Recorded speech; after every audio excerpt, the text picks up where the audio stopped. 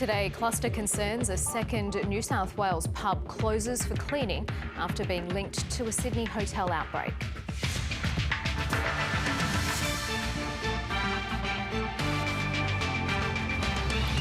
Some students back to school, but thousands of others remain in lockdown as Victoria records 177 new cases. The front line of this virus fight is every individual, every family, every community.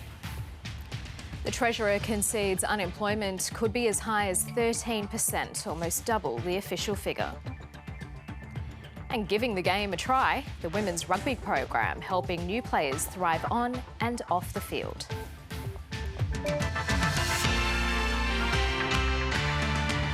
Hello, welcome to ABC News. I'm Karina Carvalho. Coronavirus infections at a pub in southwest Sydney have risen to 13. And a second hotel has been closed as health authorities try to control an outbreak.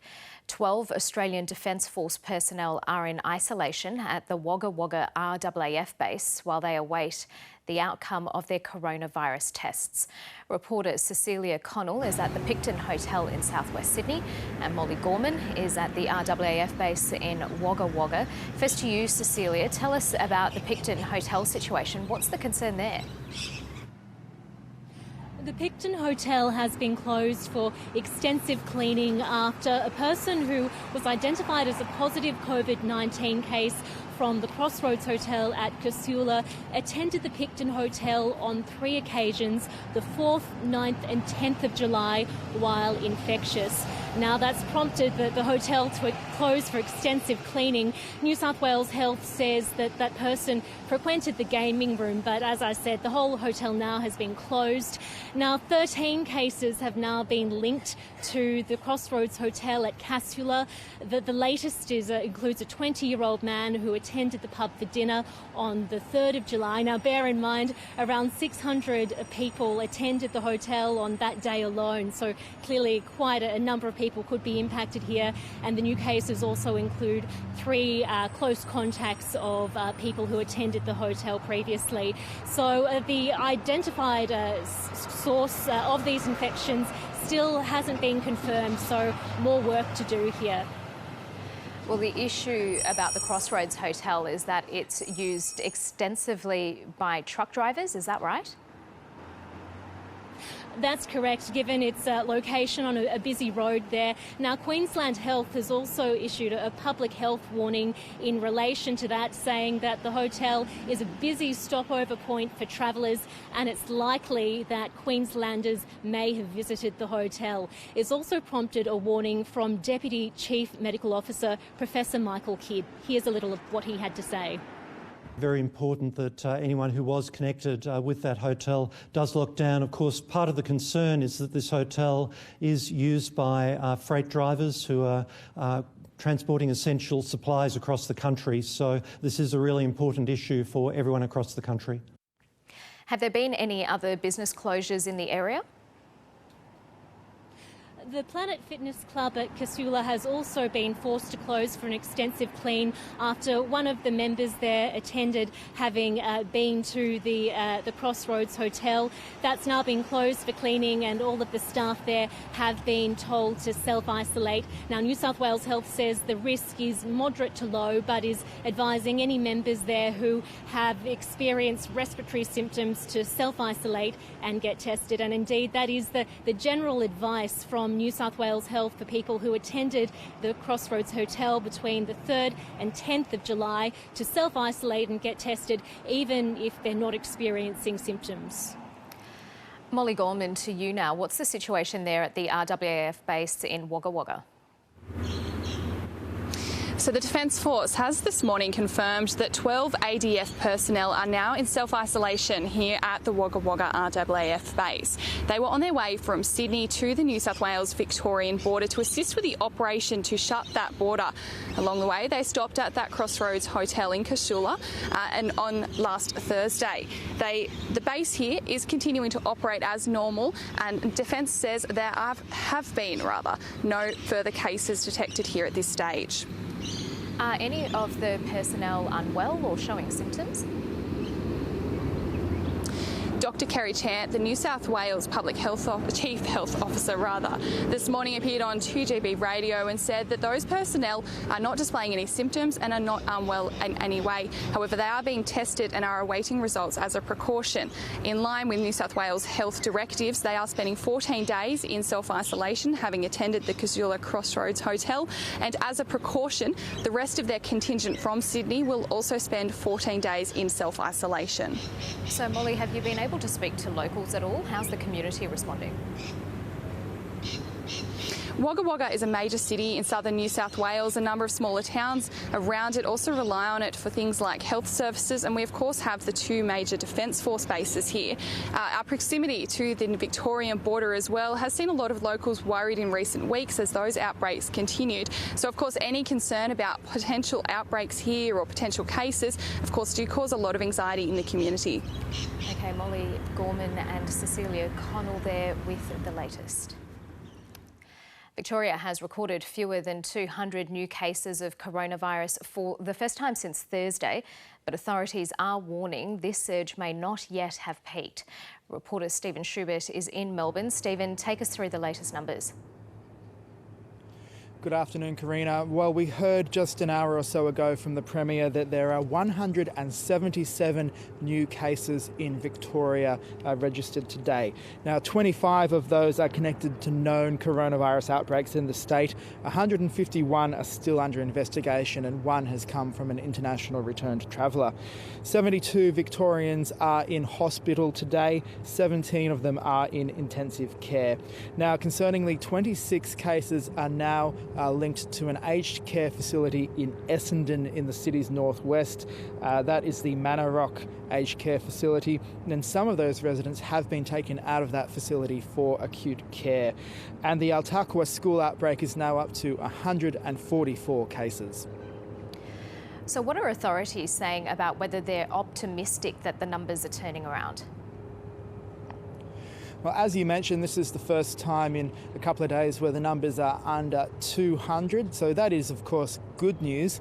But the strong message is this is not over yet. 177 new cases is still a large number. So we have seen triple-digit cases for 8 days in a row now, and the Chief Health Officer, Professor Brett Sutton, is warning people that just because that number's dropped today doesn't mean that it will continue to drop and the peak could still be ahead of us. Let's have a listen to what he said just an hour or so ago here in Melbourne. I'm not going to be complacent about today's number. It's great that it's lower than our peak, but it may not be our peak yet. So I would like to see a week of decreasing numbers before I come and say that I've got greater comfort about the direction we're going in. Are people following the advice to stay at home, Stephen? Well, here in the city, it is pretty quiet. We've just walked across to Federation Square, which is across the river from us here, and all of the restaurants and bars and cafes were closed. We've heard from different mayors in local government areas across Melbourne, though, and getting conflicting messages. One council in the northwest says that people aren't apparently staying home at all, whereas another council in the west of the city says that not many people are out. Now, Premier Daniel Andrews has been looking at data like traffic flows and other data that's available to the state government. He says that a lot of people are staying at home. Let's hear what he had to say. The key point, again, to emphasise is that, of course, driving in this morning, freeways, very, very light traffic. We're seeing lots of places that would normally be hosting large numbers of people. We're seeing very small numbers of people out and about. That says to me, plus not just the anecdotal, but the actual data that we get around mobility and movement, we are seeing people moderate their behaviour. They're changing their behaviour significantly. So the Premier pretty happy there with Melburnians' behaviour, but of course this is a marathon, not a sprint. We're not even 1 week in to this 6-week lockdown in Melbourne. Stephen Schubert reporting from Melbourne. Australian researchers say a COVID-19 vaccine could be available by mid-next year. It comes as human trials begin for a possible treatment developed by the University of Queensland. Reporter Talissa Saganto is in Brisbane. Talissa, this is a significant milestone. What does the trial involve?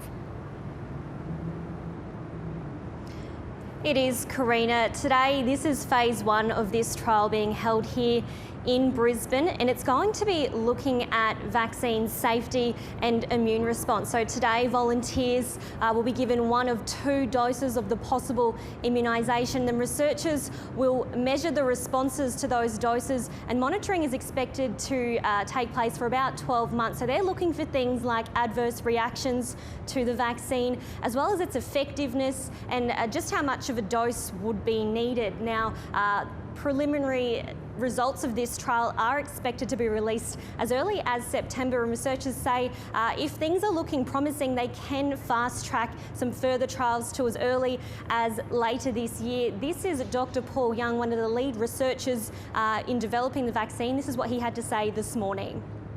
In the context of the sort of vaccine that we're dealing with, it's a protein-only vaccine. That has had a very safe transition in many of its guises in different vaccine targets before. So we're very confident that the safety issue is not a concern here. Like every vaccine trial, this may or may not succeed. It's not a guaranteed, but we're confident that we'll get through there to a positive outcome in the end. Talissa, who are the volunteers? Well, there's 120 volunteers who are Queenslanders. They're aged between 18 and 55, but one of the key characteristics for these people was that they had to be healthy in order to be eligible. So that means no pre-existing conditions. Researchers tell us that when they put the call out for volunteers earlier this year, they were inundated with responses. They got about 4,000 people who put their hands up to be involved. We spoke to a few of those volunteers today, just asking them why exactly they wanted to put their hands up to be guinea pigs. Most of the responses that we had were people who said that they wanted to get things back to normal, and they were very sad about the fact that people have lost financial losses and also personal and emotional losses, and they wanted to do what they could to be able to get the world back on track. Yeah, it's remarkable how many people want to make their own little difference. Talissa, how is this trial different to the others that are being held in other parts of the world? Well, what sets this study apart, the researchers say, is the fact that they've already partnered up with a manufacturer, which means they can generate this vaccine at scale when it's needed. So that company, which is CSL, they're already working in parallel with this clinical trial, just advancing the manufacturing side of things, which means at the end of the day, we could get a large-scale rollout earlier than maybe some of these other vaccines. Researchers say they can't put a definitive time on it, but they are hopeful that we may be able to see something by mid to end next year. Talissa Saganto reporting from Brisbane. The Federal Treasurer says Australia's unemployment rate is much higher than official figures suggest. It comes as the second round of the government's coronavirus cash payments start being paid to people on income support. Political reporter Jade McMillan joins me now from Canberra. Jade, on the unemployment figures, what has Josh Frydenberg had to say? Well, the Treasurer made these comments ahead of the monthly release of official unemployment statistics later this week. The unemployment rate hit 7.1% in May, and there is an expectation that that rate will rise when we get the figures for June. Josh Frydenberg, though, says that that official rate doesn't take into account people who have left the workforce altogether or who are still employed but are working 0 hours. For example, people who are being supported by the JobKeeper wage subsidy. They still have that connection to their employer but aren't actually working at the moment. Mr. Frydenberg says that if those groups are taken into account, then the rate is actually higher than 13%. The effective unemployment rate takes into account not only those who are officially unemployed but also those who have left the labour force altogether, as well as those who are on 0 hours, and that's around 13.3% right now. So that's a large number of people, reflecting the economic challenges that we see right now. Jade, the second round of $750 payments are being made this week. Who's eligible? Well, it's a narrower group of recipients than those who received the first $750 cash payment earlier this year. That's because people who are on Job Seeker and also Youth Allowance are already receiving the $550 a fortnight coronavirus supplement. So they won't get this extra $750, but around 5 million people will, and it includes people on the age pension, the disability support pension, and also the carers allowance, among others. Now, while this economic support measure is starting to flow from this week, another one is being wound up. The free childcare program that the government announced earlier this year to try to keep childcare centres afloat during the pandemic has come to an end. It means that from today, parents do have to start paying again for childcare services. Some operators say that they're relieved that they were actually left worse off under the free childcare arrangements. Some parents, though, are worried about how they're now going to be able to afford it. The government says that there is extra support on offer for parents whose jobs have been affected by COVID-19. Jade McMillan reporting from Parliament House. Police are investigating whether a gas heater was responsible for a house fire which claimed the life of a baby girl southwest of Sydney. Reporter Tim Fernandez joins me now from Bargo. Tim, what do we know about the home's residents? Yeah, Karina, so we do understand that this fire that happened at 6:25 last night at this home behind me occurred with 5 occupants inside the premises. They were all part of the same family. There was a 27-year-old mother and her 2 infant children, as well as a grandfather and a great-grandmother. Now, we understand that the grandparents and the mother and an 18-month-old boy were able to escape from the premises, but tragically a 5-month-old baby girl was killed in the fire. There has been consular assistance provided to the parents and the family who are in deep shock and are just completely devastated by these events. Yeah, fire investigators are at the scene. Do they know yet how the fire unfolded last night? Yeah, so we understand the fire did happen at about 6:30 and moved very quickly through the house. Fire crews turned up and extinguished the blaze, but unfortunately that child was killed. We do understand that the first sign of the fire was from the room of the baby girl. There was smoke coming from under the door, and the grandfather, 57-year-old man, was the first person to notice the smoke coming from the room. He tried to enter the room to retrieve the child, but was unable to because of the smoke. They all left the house and were treated for smoke inhalation and various other lacerations and other injuries. We heard a bit earlier this morning from Camden Police, who suspect that a gas heater inside the child's room may have been responsible for the fire. At this stage, it's too early to tell. There was an oil heater located inside the premises. However, we haven't established whether that was the cause of the fire at this stage. However, it is one avenue that we are looking at. We believe that the fire did start with the room the baby was located. The baby was asleep in the bassinet at the time, and I believe the grandfather first noticed smoke coming from that room. So just devastating scenes here at Bargo for this family who've tragically lost one of their family members this morning. Karina. Tim Fernandez reporting. Overseas, Florida has reported the highest single-day rise in coronavirus cases in any US state since the pandemic began. More than 15,000 cases were detected, which is more than any other state or European country has recorded in a day. The increase comes after Walt Disney World in Florida, America's most popular amusement park, moved forward with its partial reopening.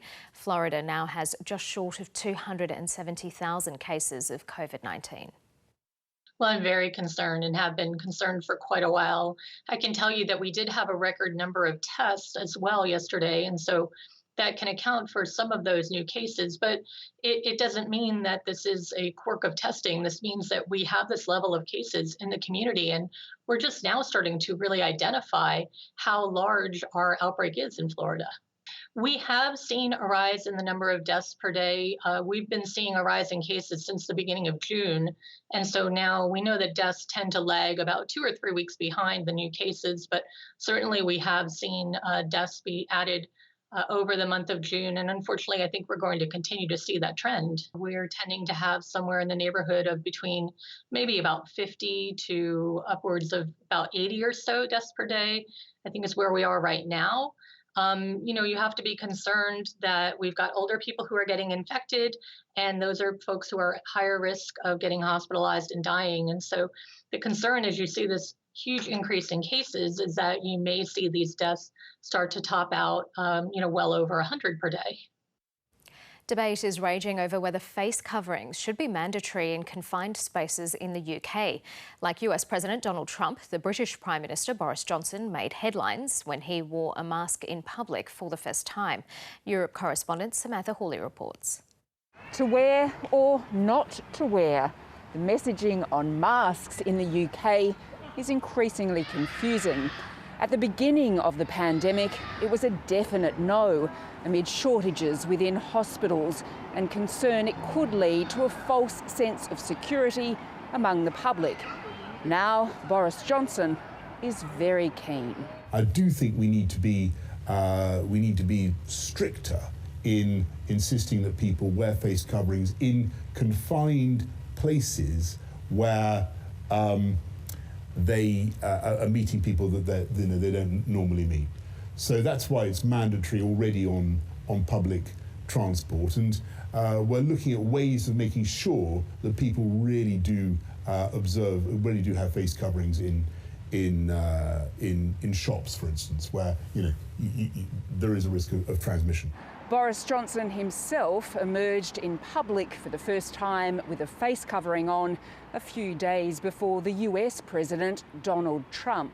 But there seems to be a split within the government over whether or not it should be mandatory to wear them in places like shops. I don't think mandatory, no, but I would encourage people to wear face masks when they're inside in an environment where they're likely to be mixing with others and where the ventilation may not be as good as it might. So I think that it is basic good manners, courtesy, consideration to wear a face mask if you are, for example, in a shop.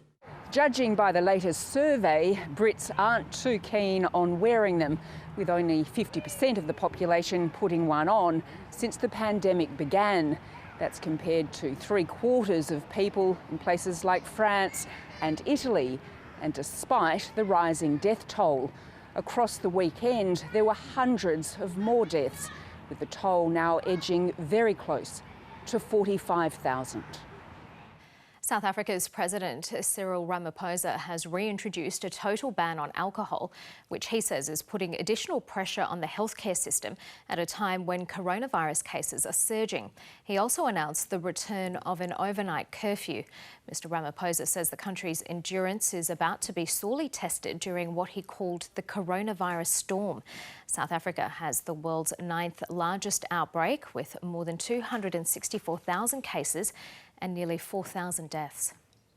For more than 120 days, we have succeeded in delaying the spread of a virus that is causing devastation in many countries around the world. We delayed the spread of the virus by working together and by maintaining our resolve as South Africans. But now, the surge in infections that we had been advised by our medical experts would come has now arrived. The storm is upon us. More than 250,000 South Africans have been infected with coronavirus, and we know that many more infections have gone undetected. Severe flooding has hit large areas of southern and central China, with the country's flood response alert raised to the second highest level. Thousands of soldiers are working to shore up the banks of Lake Poyang, China's biggest freshwater lake. More than 200 rivers, including the Yangtze, are at record levels. Evacuations have begun in low-lying areas with more heavy rain forecast. More than 140 people have died or disappeared in the flood so far this year, with 28,000 homes lost. 21 people have been injured by an explosion and fire on board a ship at the US naval base in San Diego. The amphibious assault ship USS Bonhomme Richard was undergoing maintenance in dock when the blaze broke out. There were 160 people on board at the time. The US Navy says 17 sailors and 4 civilians were treated in hospital for minor injuries. The cause of the blaze is not yet known. Let's take a look at finance news now. I'm joined by Sue Lannon. Sue, the Fair Work Ombudsman is seeing more cases of underpayment? Yes, that's right. Releasing its strategic review for the next year, it says it is underpayment continues to be a big priority. Of course, we saw those big cases with Woolworths underpaying workers to the tune of nearly $400 million. ABC also underpaying workers. So the Fair Work Ombudsman is saying that in fact more than 60 businesses have come forward to report workplace breaches. That's over the past 18 months, and $500 million owed to workers, so that's from big businesses. However, because of the pandemic, some financial regulations have been eased temporarily to ensure struggling businesses can survive. However, the workplace regulator says it's enforcing laws in what it's called a proportionate manner to take into account the pressure COVID-19 is putting on restaurants, cafes and other contractors. The Ombudsman says the number of employees and employers seeking assistance has increased significantly, and it has adjusted its services and prioritised allegations of serious non-compliance with workplace laws, especially in relation to the Job Keeper scheme. The issue here is it says the financial position of a business and its viability will be considered when deciding to take legal action for serious law breaches. So let's hope they do take legal action in most cases, Karina, because underpayment and other breaches of the law continue to be big problems in Australia. And so a strong start to the day and the week on the markets. Yes, whenever there's news about a COVID-19 drug, in this case remdesivir, which is the US drug that according to studies so far, reduces mortality in COVID-19 patients. Of course, more studies are needed, and that's really boosted the market. It saw a big rise on Wall Street as well on Friday. The ASX 200 has come off its highs, though. It's now up about 47 points. It was up well over 1% early on. All ordinaries up 40 points. Big banks are among the gainers, as are miners and utility stocks. Let's have a look at some of the movers. Now, Estia Health has been suspended. It's halted at the moment, trading halt. It's taking an impairment of goodwill of up to $148 million because of COVID-19. Also has confirmed that 2 staff have tested positive for COVID-19 at its aged care homes. The buy now, pay later stock Sezzle has surged. That should be an upward arrow. Investors still piling into the buy now, pay later sector. Some gold miners are going down. Dacian Gold has taken a hit today. IGO, that's a nickel miner, has gone up. Technology One is lower, and Treasury Wine is recouping some of last week's losses. Now, looking at Asian markets, the news about the coronavirus drug has boosted Asian markets. The Nikkei is higher in Japan. The New Zealand market is also higher. And that new data about remdesivir boosted the US market. The Dow Jones Index put on 369 points. The S&P 500 also rose, and the Nasdaq saw yet another closing high. However, there was some disappointing economic news. Producer prices fell in June, and also the services sector pulled back. 2 commodities. Spot gold is trading above $1,800 an ounce. Oil prices are higher. Now let's look at the Australian dollar. It has come off its lows. It's actually been boosted in the past hour or so. It's at 69.65 US cents. It's mixed against other major currencies. And that's finance. The top stories on ABC News. 4 more people have tested positive to COVID-19 in connection with a cluster at the Crossroads Hotel in Casula in Sydney's southwest. One is a man in his 20s who had dinner at the hotel on July the 3rd, and the other 3 are close contacts of cases who were at the hotel. The Picton Hotel has also been closed after one person who contracted COVID-19 at the Crossroads Hotel visited 3 times while infectious. Victoria has recorded 177 new cases of coronavirus. One is a returned traveller in hotel quarantine. 25 are connected to identified outbreaks and 151 cases remain under investigation. Some students in the state have returned to school while thousands of others remain under lockdown. A baby has died in a house fire in the Macarthur region southwest of Sydney. The girl's body was found inside the Bargo property after fire crews were called overnight. Police say it's not yet clear what caused the fire. And the Federal Treasurer Josh Frydenberg has conceded the unemployment rate is much higher than official figures suggest and is likely to be above 13%. It comes as the second round of the government's coronavirus cash payments begin being paid to people on income support. Well, let's get the latest coronavirus figures here and overseas. ABC analyst Casey Briggs joins me now. Casey, take us through the latest numbers in Victoria. Yeah, g'day, Karina. There's a lot of information that's come through this morning, so I'll just take you through a few charts. The Victorian government has obviously announced 177 new coronavirus cases in the past day. That is significantly down on previous days. I will just make the point though, there is no one chart, there is no one statistic I can give you that will paint the whole picture of what's going on in Victoria. Yes, that is a positive sign, but also tests, the number of tests done in that day were down as well. So let me just show you quickly the number of, the percentage, if you like, of positive test results of all of the tests that are done. Lots of charts now.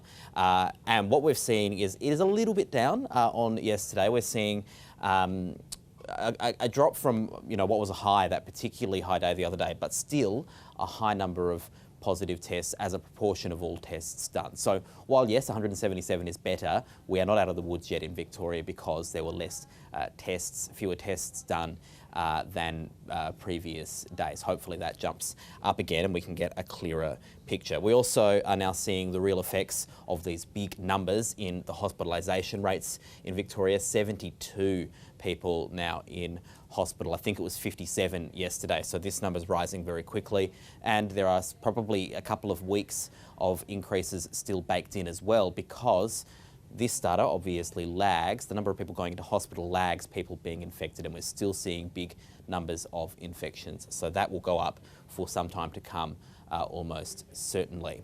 And then the, where am I? The last thing I will show you is, what am I going to show you?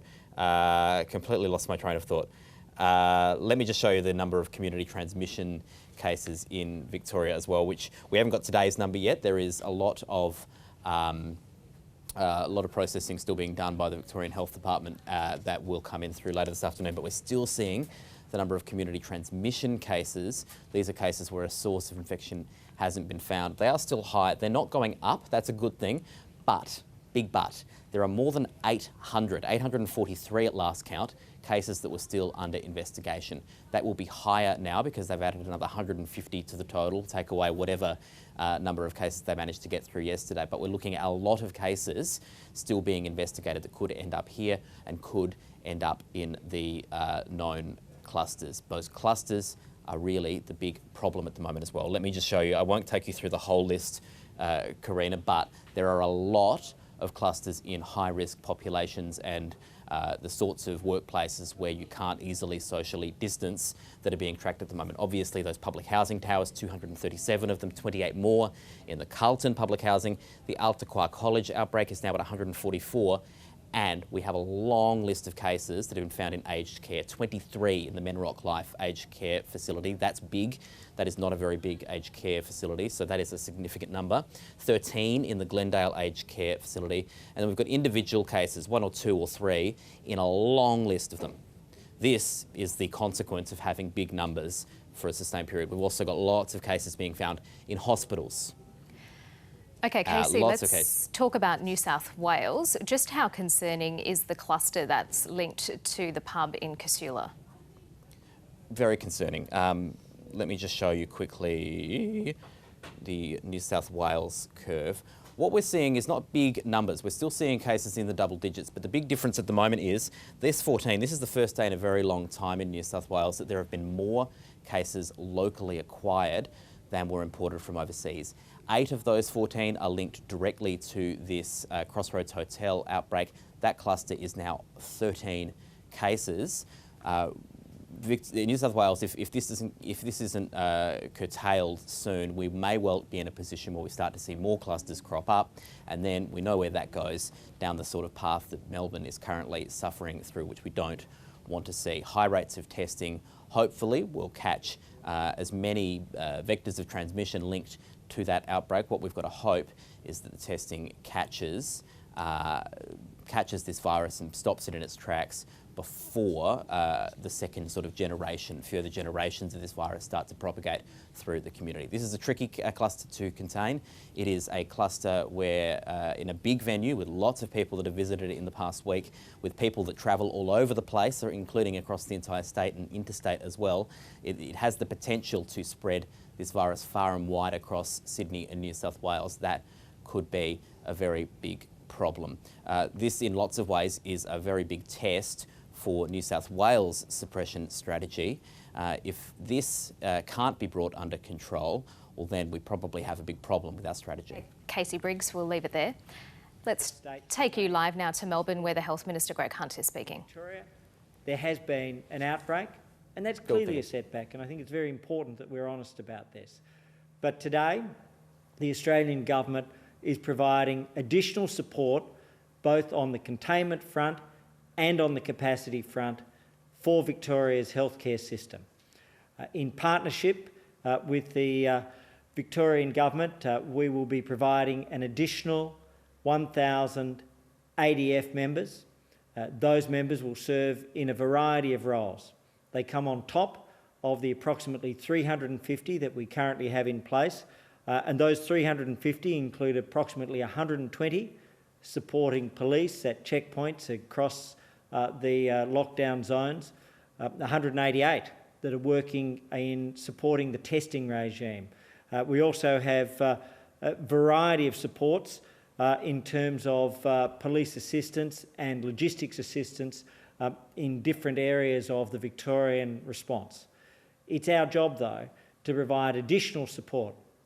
Throughout the weekend, I know that the Prime Minister was working with myself, with the new Secretary of the Health Department, Professor Brendan Murphy, with the Acting Chief Medical Officer, Professor Paul Kelly, in putting together a package of support for Victoria that was offered on Saturday and it was accepted on Sunday. 1,000 ADF personnel will come to Victoria with the support of and with the acceptance of the Victorian Government in partnership between the Commonwealth and Victoria. This is to protect Victorians, to help contain the virus. The roles will include activities such as isolation, testing, follow-up and checkpoint control. Those final roles will be determined in conjunction with the Victorian Government, but they will help meet the state's needs. So our first task is containment. All up, of course, we have closed the borders to protect Australians, while still allowing Australians home, but a reduced number, in order to make sure that the hotel quarantine system, which is operated in 7 out of 8 states in an incredibly effective way, but here in Victoria, where it needs to be strengthened, is fully strengthened. Secondly, with regards to the testing, we have now passed over 3.1 million tests. These tests are identifying cases. They are allowing us to track and trace and therefore to isolate. In terms of the tracing, around the country, that system has been incredibly important. It's playing a hugely significant role in helping to find the cases associated with the Crossroads Hotel. Today, 8 further cases in New South Wales associated with the Crossroads Hotel have been identified, and 2 further within the community. So we are taking those very seriously. New South Wales is, however, conducting an absolutely comprehensive response to the Crossroads Hotel outbreak. And then finally, we have the distancing measures. And that distancing measure can mean 1.5 metres. If you can touch somebody, then you are too close if they're not a member of your immediate family. It includes the role of masks as a preventive measure where you cannot otherwise social distance. It also includes the cough etiquette and all of the elements that are about taking care of each other, above all else responding to the restrictions in place, the difficult restrictions in Victoria. Then that leads to the second area, which is capacity. I'm announcing 5 million masks from the National Medical Stockpile today for supporting Victoria in its response. 1 million of those will go to primary healthcare workers. They are currently being prepared for distribution through the primary health networks, and 4 million will go to the aged care system and the home care system. These are very important distributions to allow for greater use of PPE to make sure that all of the needs are met. We are getting ahead of the curve, and this will be fundamental. We know that our aged care homes are an area of risk. We have seen the Menarok outbreak, and we have responded in conjunction and in partnership with Victoria to make sure that each person within that facility who has been infected, and that every person who hasn't been infected is given specialised care and treatment, and where hospital is required, that's being provided. Where isolation is required and separation, that's being provided. So that finally leads me to the last element of capacity, which is the hospital system. I want to reaffirm that we have been focusing very closely on the capacity of the hospital system to meet high volumes. Currently, there are 92 people with COVID in hospital across Australia, 18 now in ICU, and I'm advised that there are 15 in intensive care across the country. So against that background, the advice provided to me by the National Incident Centre shortly before joining you is that there are strong reserves of surge capacity, in particular obviously within Victoria, but around the country. So this is a challenging time, but the additional Commonwealth support is to help with the containment and to help with the capacity. The capacity is strong and planned. It was already planned for an outbreak before this virus arrived, but it's been strengthened during the course of the virus. I'm happy to take questions from anybody here. I think we've got Anna. Yes, thank you, Minister. Can I ask on another public health issue? New South Wales Health has today raised concerns about illegal single-use flavoured e-cigarettes being sold to children. How worried are you about this? I think any attempt to market e-cigarettes to children, whether it's nicotine-based or non-nicotine-based, is despicable. It is the worst sort of predatory commercial behaviour, and we will work with the states to track, find and prosecute those responsible. That's the Health Minister Greg Hunt speaking in Melbourne. He announced that 1,000 ADF members are headed to Victoria. That's on top of 350 who are currently in place. They're helping with testing and border checks. The extra 1,000 Defence personnel will be tasked with assisting in isolation, testing, follow-up and checkpoint control. Greg Hunt says they will be used in hotel quarantine where this outbreak in Victoria is thought to have originated. 5 million masks will also be sent to Victoria, 1 million of those for frontline workers, 4 million for aged care centres. Well, let's discuss this outbreak further. I'm joined by the presenter of the Health Report on Radio National, Dr. Norman Swan. Dr. Norman Swan, things have progressed somewhat since you were last on the program a week ago. What are the implications for Victoria and also now for New South Wales, where we're seeing clusters emerging? Well, it's still a huge task, and there are, as Casey showed you there are a lot of outbreaks in Victoria. So this is stretching the system. People are trying, they must be working all hours and really exhausted in Victoria with the testing and particularly the contact tracing and really tying down those outbreaks. I think cumulatively in Victoria there have been 100 outbreaks. It's a lot. They've never really got rid of the virus entirely from Victoria, and now they're dealing with this. The potential, though, in Victoria, if they could get on top of it, is to get to where West Australia, South Australia, Queensland is now, which is elimination of spread. It sounds odd to be saying this, I'm covering it tonight on the 7:30 report, it sounds odd to be talking about getting to elimination of spread, but the economic cost in Victoria is probably zero compared to where you are now, the 6 weeks of lockdown, and it requires a change of frame in mind. So it could go out of control, but it could also get under control, and it's just too early to say. New South Wales, obviously people are scared that this hotel, New South Wales is like Victoria, that they've never really got rid of the virus, and you've got this spread from that hotel, and remember there's a 5 to 10 day delay in what's happening now, so you're really not sure where the virus is, which requires an enormous effort, and it wouldn't take very long for New South Wales to get where Victoria is. So you've spoken to Helen Clark, who's leading the World Health Organisation's investigation into the outbreak. What did she have to say? Well, I put it to her that there's a need to get the act together, because one of the failures has been internationally is that countries have been going alone. Australia's gone alone. That's not a criticism of Australia. It's just that every country's done their own thing rather than having international cooperation here. And that is a real problem. It's a real problem when a vaccine comes out, but it's a problem in terms of pandemic response.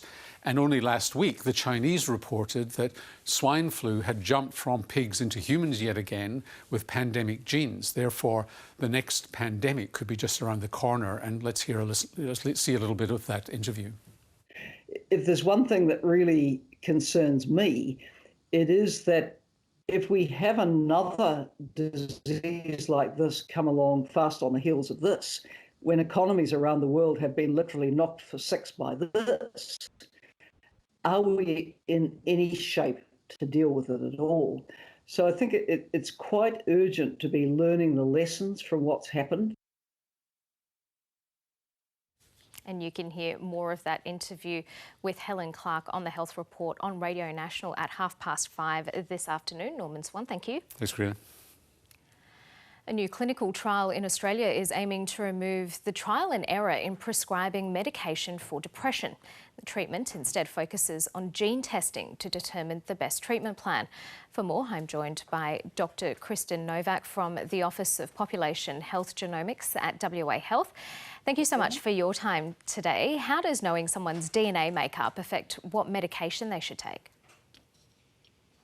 Thanks, Karina. Yes, well, we know that the way that different medications are processed inside our bodies comes down to the types of enzymes that we have, and the enzymes are coded by the DNA sequence. So if we can look at the particular sequence for the gene that codes for the enzyme of different drugs, we can see whether that person is predicted to respond to that drug, and we call it metabolize that drug in the average way. So it can help us look at the particular dose that someone might be given that would be more likely to be effective, and also whether there's certain drugs that that person is less likely to respond to, so that we can try to choose the ones that they will have much greater chance of being able to process normally. What's the process for mapping someone's DNA? So we first of all have to get some of the DNA, and there's different ways we can do that. We can do that by taking a blood sample, for example, or this test is looking at just taking a small amount of cells from the inside of the chick, and we just use like a big cotton bud to collect those, and then they get sent off to a laboratory where the DNA is extracted from those cells. So it's just removed from the cells, and then the test looks at a relatively small number of genes. This study will be looking at 27 different genes. We've got tens of thousands in our body, but these genes have been purposely selected because they're the ones that code for the enzymes that I was mentioning that we know process drugs in the body. Now, I know you're not a psychiatrist, but up until now, how has that trial and error system worked in prescribing medication for depression? Well, just as you said, it's really a process of the doctor who's prescribing the drug picking one that they think might work best from quite a wide range of choice for the drugs, and sometimes they might base this on side effects that they know the drugs have, or how previous patients of theirs have responded to the drugs. Sometimes, we know in fact that about 50% of people do respond positively to the first drug that they're prescribed, but the other 50% don't, and the more drugs that are trialled for someone without them responding, the less likely they are, unfortunately, to respond positively from the next drug. So we think it's really important that people get prescribed a drug with the greatest chance of them being able to respond positively to it, to go into remission, as early on as they can in their health journey. So in the past, we know that it has been a trial and error, and because everybody's DNA makeup is slightly different, unfortunately basing someone's previous response or another person's response to a particular drug doesn't really predict how the next person might respond.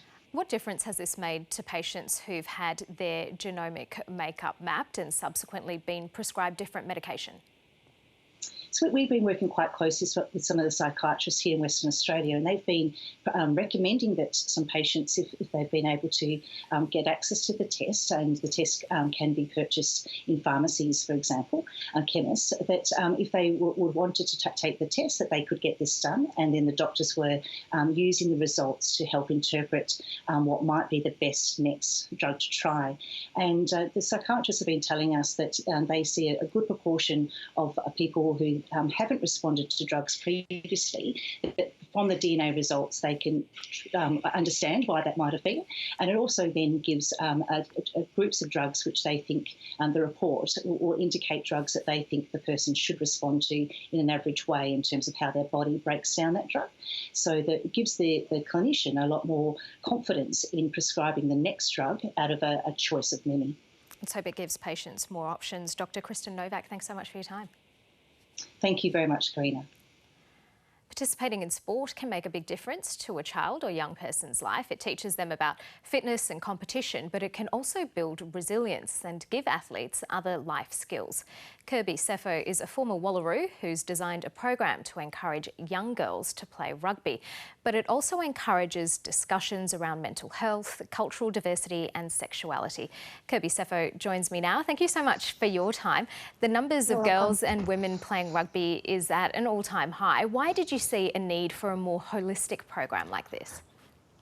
I think the reason behind subbed is that in order for girls to be able to perform, they need to have that much more holistic well-being about themselves, and there's a lot of issues that aren't discussed, and we lose a lot of girls to performance because they don't have that all-round well-being about themselves. So that's the idea behind subbed and why I've come to develop it. Okay, so it's called subbed. How does it work exactly? So the concept behind the name subbed is actually around subbing her in, so subbing her out of the sub box onto the field, onto the court, whatever sport it might be. And it's a program that's designed for young females from their early teens through to their mid-20s. And we have a 6-week program that's designed to cover issues of cultural diversity, sexuality, relationships, and mental health and mental illness. Yeah, there are some pretty tricky subjects that are involved in the program. So did you have experts that you called on to help provide the framework for it? Yeah, so I've been working alongside some organisations such as Headspace, and they're more a point of reference. The main platform that I've been using is a podcasting platform, and that's actually just with elite sportswomen, either current or past elite athletes, and it's through our conversations on their experiences, their stories and the journeys that they share. That's how we elevate the conversations to create the content of the program.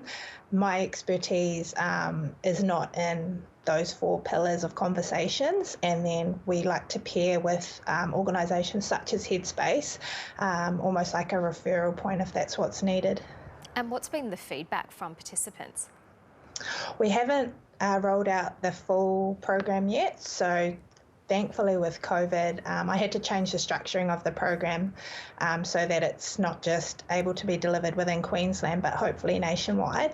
And we've got a few schools that are interested in piloting it, and it's been a positive feedback so far, and we're just hoping to grow on that, I think. Have you had support from Rugby Australia, which of course has been going through its own financial troubles as a result of the coronavirus crisis? Not as yet, but this is quite new, and I do have contacts within Rugby Australia that I'm sure would be supportive, particularly in the women's sector, but directly with Rugby Australia, I think they've got enough on their plate at this stage. So if there are young girls or young women who play rugby, or maybe they don't, but they're keen on being involved, how can they go about getting in touch? At this stage, we've got our website, which is subbed.com.au. There's also social media platforms on Facebook, Instagram, and we've got a podcast on iTunes and YouTube, which is called Subbed. Okay, good luck with it all, and thank you so much, Kirby Sefo. You're welcome. Thanks. Let's check the weather now with Nate Byrne. A low pressure system with a front has been moving through New South Wales over the weekend. It's made it very wet, and it's only going to get wetter for the south coast as an east coast low forms off New South Wales. It's going to bring some very wet conditions today, and then from tomorrow some damaging wind and surf conditions. We could be seeing waves over 5 metres as the south coast expects potentially 100 millimetres or more over the coming days. Meanwhile, in the west, we've got front after front. Now, as this east coast low continues to develop, we'll see a very wet day for the coast tomorrow. Then from Wednesday, it should start to shift offshore, and those seas will take a while to calm down, while in the west, those fronts continue to move in, so big falls for the southwest corner as well. For your Tuesday though, if you're in Brisbane, you've got a sunny day getting to 19 degrees. It's going to be the wettest of these days for Sydney with some rain, maybe 10 to 30 millimetres. Windy for you as well, a top of only 16. 13 in Canberra with a shower or two still lingering. Melbourne's got a fine 15 degrees. Hobart, a cloudy day for you, but it should stay dry. You're getting to 11. Adelaide's got another foggy start underneath that high, a sunny 15 later. For Perth, maybe an early storm, some showers to follow. 18 will be the top, and Darwin's staying sunny, but it's chilling off, a top of 31. Well, that's ABC News for now. A reminder, you can keep up to date on the latest news across all your devices at news.abc.net.au and on iView. I'm Karina Carvalho. Coming up on the ABC News channel, I'll have more on today's top stories, including the latest on that coronavirus cluster in southwest Sydney, with a second hotel now forced to close. Thanks for joining us.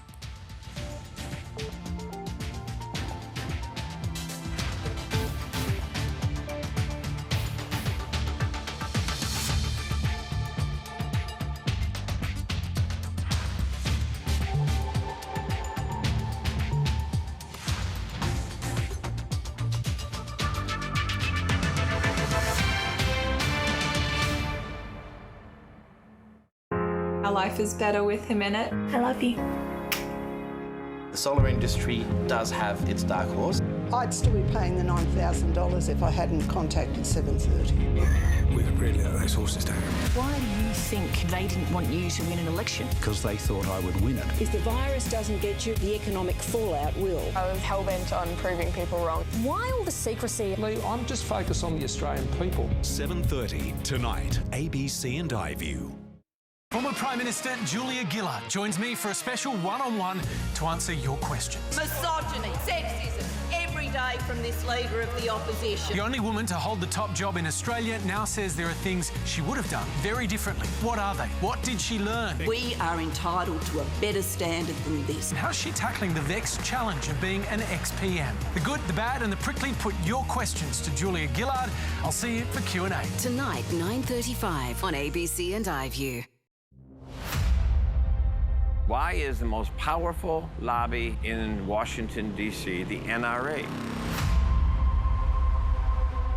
We lost more citizens to gun violence than U.S. soldiers in Iraq. Gangs, guns and grief. My daughter just got shot. The extraordinary story of an Australian filmmaker's year in Chicago. This has to stop in Chicago. White Light, tomorrow 9:30 on ABC and iView. Wednesday. Tom, you're in charge of the show. Okay, all right. Tom Gleeson interrogates the experts. SpongeBob SquarePants is your expert subject. So I'm guessing you smoke weed? In new episodes of Hard Quiz at 8. At 8:30, Charlie checks out the news in the weekly. Normally when there's a scorcher in Eden Monero, the PM's in Hawaii. It's really interesting. I don't think so. Then at 9. Dinner party. Dinner party. It's time to broaden horizons in all new Rosehaven. Cool. That's Wednesday from 8 on ABC and iView. Australia has long had a love affair with liquor, but when does a tipple start to tip you over? The main question is, do we drink too much? Sean McAuliffe is a teetotaler. Come on in. Embarking on a pub crawl through our national psyche. Oh, good Lord. I always say it's a den of iniquity and I love it. What do you think about people who don't drink? I find them quite creepy. A brand new 3-part series. To my lack of health. Sean McAuliffe's On the Source starts Tuesday, July 21 on ABC and iView. You know what makes an Australian of the Year. Just look around you. People who show courage, sacrifice and kindness. They don't think they're heroes. But you see their bravery. They don't think they're outstanding. But you see their generosity. They may not know you, But you know them. Now it's time to show them. Nominate now at australianoftheyear.org.au.